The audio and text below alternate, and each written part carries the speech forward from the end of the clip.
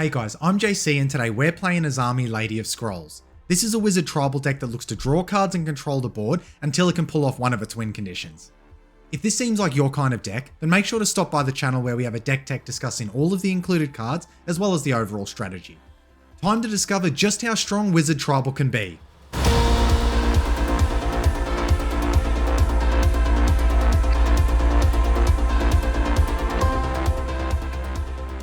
Alrighty guys, let's see who Azami's coming up against today. We have Grand Warlord Radha, we have Atla Palani Nest Tender, and we have Liliana Heretical. Okay, if we take a look at our opening hands, I think it's pretty strong. We have Ramp, we have Cost Reduction, both are wizards, which is great. Lightning Greaves is going to be good protection for Azami, and Nykthos is going to help us ramp in colors that can normally struggle a little bit with ramping really quickly once we get enough permanents on the board, so we'll definitely keep this. Radha gets us going by playing a land for turn. And now they cast a Mana Vault, and that is it for them. Atla plays a land, and then they pass the turn. Liliana plays their land for turn, and that's also it for them. We draw a Seagate Restoration for turn. Let's just start by playing our island for turn, and then we'll pass the turn from here. Radha plays a land, and now they cast their commander. It has haste, and whenever one or more creatures you control attack, add that much mana in any combination of red and or green. Until end of turn, you don't lose this mana as steps and phases end. Now they will go straight to combat. Let's see who they hit. They hit the Liliana player. That triggers Radha. That's going to generate them 1 green mana. And then they use that mana to cast a Root Maze. Artifacts and lands enter the battlefield tapped. Well, that is a pretty nasty enchantment for the rest of us at the table. And with the fast start that Radha's had, we might be in a little bit of trouble here. Let's just hope that one of our opponents has an answer to that before it gets to our turn. Atla plays a tap land for turn, and that is it for them. Liliana just plays a tap land for turn, and they pass it to us. We draw a land for turn. Well, let's just play our Nykthos here, and then we'll pass it on over. On Radha's draw step, Mana Vault triggers, so they will take 1 damage here because it's tapped. They play a land for turn which comes into play tapped. Now they move to combat. Radha goes towards the Liliana player once again. They're going to generate 1 mana off that trigger. Let's see if they can use it here. It looks like they can't, and that is it for their turn. Atla plays a tap land for turn. And now they cast a Thornbite Staff. A quick creature has 2 tap. This creature deals 1 damage to any target, and whenever a creature dies, untap this creature. Also, whenever a Shaman ETBs, you may attach Thornbite Staff to it. And that is it for them. Liliana plays a tap land for turn. Now they cast Liliana's Caress. Whenever an opponent discards a card, that player loses 2 life. We'll have to keep our eye on that when we're drawing a lot of cards, when that eventually does happen, which seems like it's a mile away with that Root Maze out at the moment. And they pass it to us now. We draw a Talrand for turn.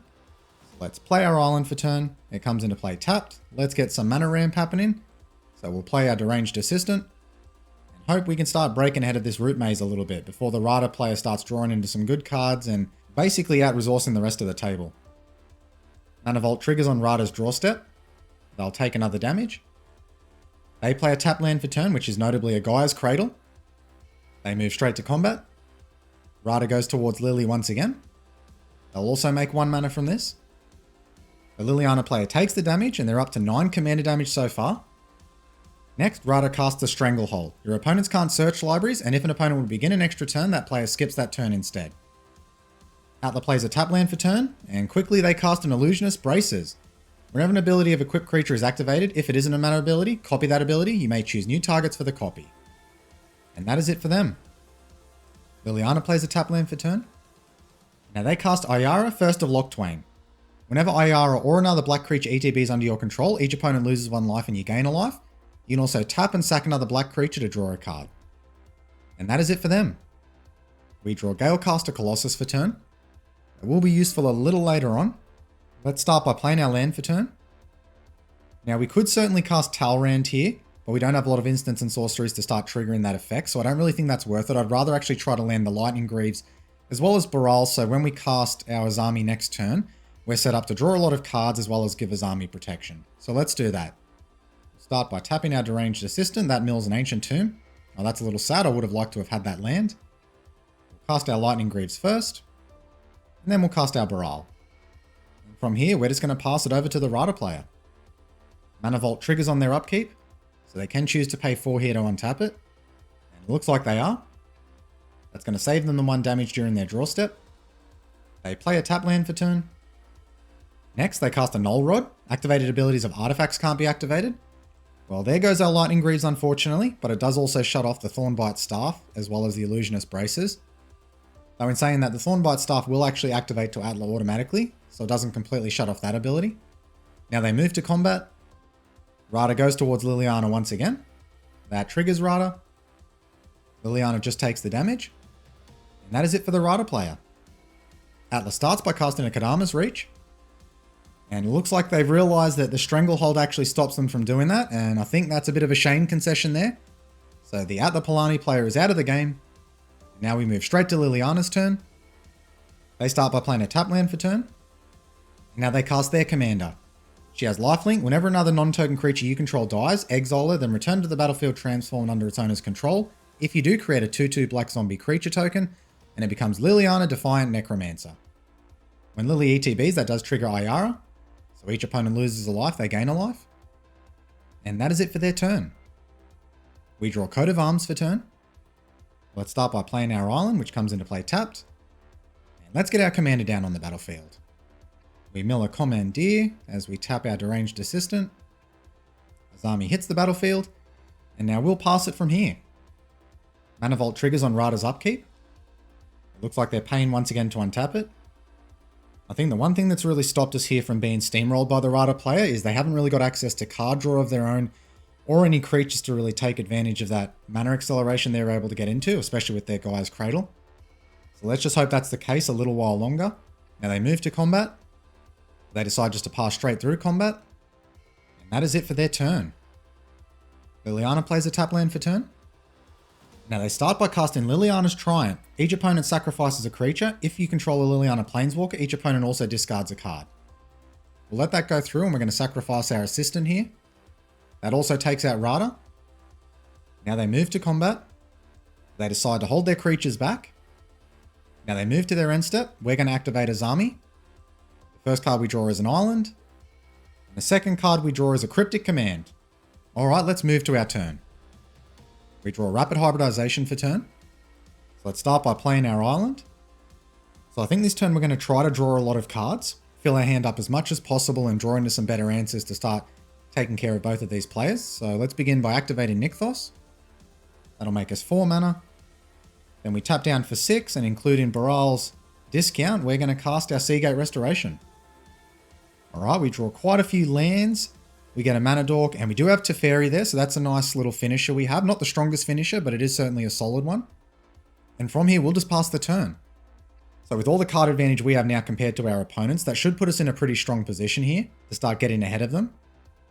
Especially once we get Galecaster Colossus down, we can start bouncing any problematic permanents, and then eventually swing in for a big win with Teferi's tokens that it makes, or the Coat of Arms, and all the wizards that we can hopefully resolve. But let's see what the Radha player has for us now, with 4 cards in hand, now down to 3 because they play a tap land. They start by casting Spawn Wrath, a 2/2 with Trample. Whenever it deals combat damage to a player, you create a token that's a copy of it. Alright, well that is a slow win con, but it is certainly a win con that can accumulate, especially with these pieces that slow the game down. But it looks like that's all they're doing for their turn. Liliana is holding up priority here. I wonder if they have something they want to cast in response. No, it doesn't look like they do. So now we move to their turn. They start by playing a tap land for turn, a Westvale Abbey. Next, they cast a Young Necromancer. When it ETBs, you may exile 2 cards from your graveyard. When you do, return target creature card from your graveyard to the battlefield. They don't have anything in their graveyard, so they won't be getting that ability. That also triggers their Ayara, so we'll lose a life and they'll gain a life. They move to combat. Do they attack or do they keep the creatures back once again? They are attacking, this time going towards the Radha player. No, they decide to pull Liliana back. Well, this time she goes in towards us. We'll just block with Baral. They just bounce off each other, but they do gain 2 life thanks to Liliana's lifelink ability. Now they move to their end step. We're going to activate Azami. We draw ourselves a Bribery. That's actually a really nice hit. Let's see what Baral gets us. An Heuristic Study. Okay. We have some very powerful cards in our hand. The only problem now is going to be deciding which ones to cast. We draw a Clever Conjurer for turn. let's start by playing our island for turn. That comes into play tapped. Next, we're going to play our Rhystic Study. Then we're going to activate Nykthos. That adds 5 mana to our mana pool. And we're going to get Teferi on the battlefield. That goes through. Let's make ourselves a spirit token. And we'll pass it over from here. We could have left mana open for some of our interaction, but at this point I don't feel like we really need to. We don't need our Cryptic Command or even the Rapid Hybridization, at least at the moment. Let's pass it over to Radha now. Radha starts by playing a tap land for turn. And now they cast Kiki Jiki Mirror Breaker. That triggers our Rhystic Study. And they are paying for it. Kiki has haste. You can tap it, create a token that's a copy of target non-legendary creature you control, except it has haste. Sacrifice at the beginning of the next end step. And just judging by the way this deck's built, I'm assuming this is a combo piece more than it is a synergy piece, though I could certainly be wrong. Now they do tap it to activate it, targeting their Spawn Wraith. So now they get a hasty copy. And this will start to get out of hand pretty quickly. Those tokens making all those copies, especially with their Gaia's Cradle on the board. Let's see where they swing it at. Looks like one's coming our way and so is the other one. So we'll respond here. We're going to activate Azami. That'll draw us a card and give our spirit token a +1/+1 counter. So we'll be able to profitably block here. It's also going to give Teferi a counter as well. Now we'll move to blocks. We'll block the original with the spirit token and we'll use Baral for the copy. So we're going to prevent them here from replicating themselves. The copy gets sacrificed at their end step. And now we move to the Liliana player's turn. They start by casting Reckoner's Bargain. As an additional cost to cast this spell, sack an artifact or creature. You gain life equal to the sacrificed permanent's mana value. Draw 2 cards. That triggers Rhystic Study in their Liliana. They let us draw here, which we will. We get a Spectral Deluge. That's a good hit. That's going to trigger our Spirit and Teferi, gaining them counters. In this deck, Teferi tends to be a really hard Planeswalker to kill just because of how fast it gets those counters, thanks to all our draw abilities. Now Liliana is going to flip. That triggers Ayara because a zombie token comes into play, so we each lose a life, they gain a life. Now Lily can uptick to make us discard a card, return a target non-legendary creature with mana value X from their graveyard to the battlefield. And their emblem is whenever a creature dies, return to the battlefield under their control at the beginning of the next end step. Very dangerous ultimate if they get to it. Hopefully we can prevent that from happening. Now they play a tap land for turn. Now they uptick Liliana, making each player discard a card. We're just going to discard a land. That triggers Liliana's Caress, so we're going to lose 2 life. Now they activate Ayara on the zombie token, so they're going to draw a card. Now they move to their end step. We're going to activate Azami, tap in Baral. That draws us a card. That triggers Teferi and the Spirit. We get ourselves a Sky Diamond there. And let's move to our turn. We draw Rite of Replication for turn. That draw triggers Teferi and Spirit. Let's start by playing our land for turn. Next, we're going to play our Volsh Tide Turner. Get another wizard onto the battlefield. Help starting to set up this coat of arms. But I think now's the point where we start to play a little more defensively, especially seeing as we're so far ahead here. I'd rather hold up some interaction, especially on the stack, to be able to stop our opponents from doing anything busted. That goes through. Finally, we'll cast our Sky Diamond. That's going to enter tapped. I know the Null Rod is out there, but we will be able to get rid of it with our Galecaster Colossus. And actually, on second thoughts, I think it might be better, instead of holding up our Cryptic Command here, it may actually be better to get down the Galecaster Colossus. At the moment, it's probably going to be permanents that are going to be our biggest issue. Kiki Jiki's probably going to try to copy some sort of creature, if they do go infinite there, which we can just stop in its tracks. And even if Liliana does wipe the board, we're still so far ahead with all the cards we have. So I think we'll actually get down Galecaster Colossus here. That gives us 8 mana to work with. That resolves. Now we'll activate Teferi, making another Spirit. We have 1 floating mana. I think we might actually take out Kiki Jiki here, just so we don't waste our mana, and it prevents us from bouncing it back to their hand and then being able to reuse it again. Now we'll move to combat. Our Spirit can go towards Liliana. The great thing about these Spirits is they do have Vigilance. So they not only make great attackers, but blockers as well. We can hit the things we need to while also being able to protect ourselves, which is always welcome in a mono blue deck that isn't really relying on combat as its main way of winning. Lily goes down. And now we can just pass the turn over and sit back on our wizards. We can bounce anything that our opponents play that looks a little too threatening, and if not, we can just draw more cards, make these Spirits bigger, and start to really hit our opponents for some big damage. So everything's looking up for us at the moment. Let's just hope it stays that way. We have gone shields down. I'm really not too worried about the Radha player. It's probably going to be the mono black player that's going to possibly wipe our board. Radha starts by casting Phyrexian Revoker. That triggers our Rhystic Study, which they'll definitely pay for. As it ETBs, choose an on-land card name. Activated abilities of sources with the chosen name can't be activated. Let's see what they name here. And they name our Colossus. Now it looks like they're following up by recasting their commander. Which they do. That triggers Rhystic Study. If they do pay for it, they're going to have to tap their Mana Vault. And they don't, so we get to draw a card. We get ourselves a Mystic Remora. That triggers both of our Spirits and Teferi. Drawing cards always feels great, but being able to weaponize it is what really makes this deck a lot of fun to play. Radha resolves. And they move straight to combat. And just passing straight through combat to the end step, knowing they probably need the help of the Liliana player here. So now let's go to the Liliana player's turn. They start by casting Command the Dreadhorde. That triggers our Rhystic Study. They do let us draw here. Let's see what we get. We just get ourselves a land. That'll trigger Teferi and both the Spirits. Command says choose any number of target creature and planeswalker cards in graveyards. It deals damage to you equal to the total mana value of those cards. Put them onto the battlefield under your control. That's quite a dangerous spell. They're going for our assistant, Kiki Jiki, Liliana, as well as young Necromancer. They're going to be getting quite a few creatures back here. The question is, do we want to allow that to happen?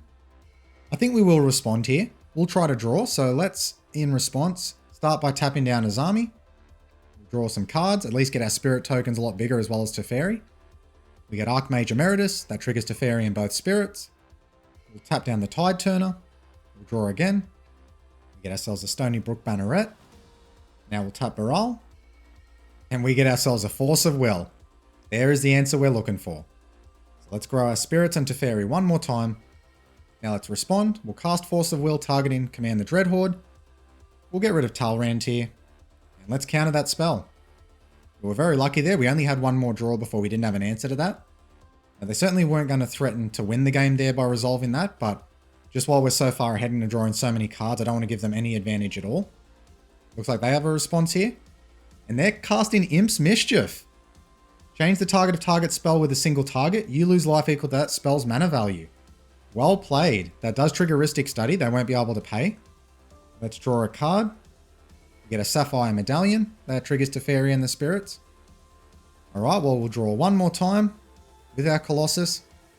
And we just get a Sower of Temptation. So unfortunately, that is going to resolve now. They do lose 5 life from doing that. And now all those creatures hit the battlefield. That's going to trigger Ayara twice and Young Necromancer. Young Necromancer is targeting Gisa, Glorious Resurrector. That puts another trigger on the stack for Ayara. So we're going to lose 3 life. Our opponent's going to gain 3. Now they sacrifice the Young Necromancer using Ayara. That flips Liliana. That puts 2 triggers on the stack for Ayara. They're also going to draw a card. They play a tap land for turn. An Ebon Stronghold. Now they activate Liliana, making each player discard a card. We'll discard a land. Now they activate Kiki Jiki, targeting our Deranged Assistant. They tap that and also mill. They mill a Sudden Spoiling. Now they move to their end step. The token Kiki makes gets sacrificed. And that is it for their turn. Alright, well, we've kept our board around. And notably, we have 2 big Spirit tokens. We have Teferi, who's about to ultimate. Now that we draw our card for turn, Teferi does hit 12. Our Spirits get that little bit bigger. So let's start by playing our land for turn.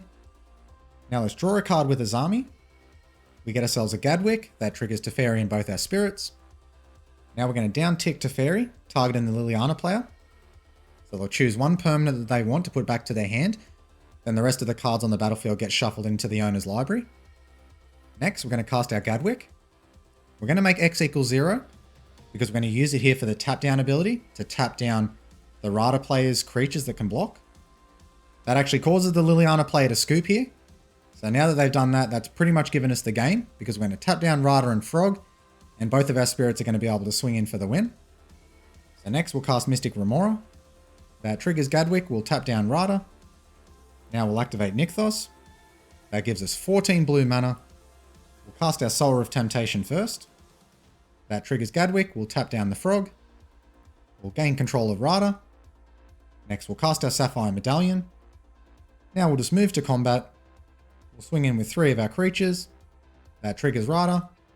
We'll make 3 green mana. And that is the game done there, guys. Alright, let's go to the review and discuss what happened. Well, that game certainly had us sweating early on. Radha got off to a really strong start by landing their commander as well as some very strong stacks pieces, and it really seemed like the game was running away from us. Fortunately, Radha kind of got stuck after that, not really landing any card advantage pieces or powerful creatures to overwhelm the board with. The Liliana player did land some good cards, but nothing that really took over the game, and it's hard to say just how much of that was because of those stacks pieces. Regardless, the time afforded to us by those stacks pieces allowed us to play more wizards and draw cards turn after turn. That allowed us to play Teferi, one of our deck's main win cons, and he was enough to eventually take us home to victory. Well, that's it for today's video. I hope you enjoyed seeing Azami in action, but I also hope that it shows you that even the older commanders out there are still worthy of paying attention to.